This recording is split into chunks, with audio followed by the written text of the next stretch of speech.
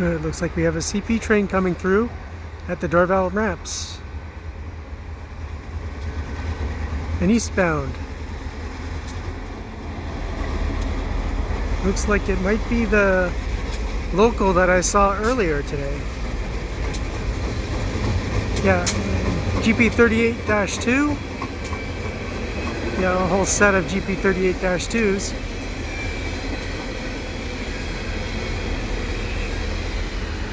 It looks like all they did was switch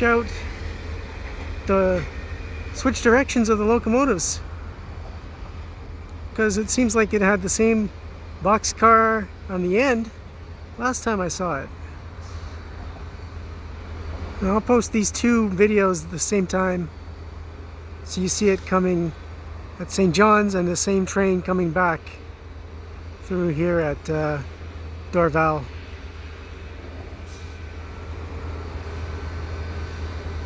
So if you like what I do, please subscribe to Cool Trains in Montreal. Have a good day.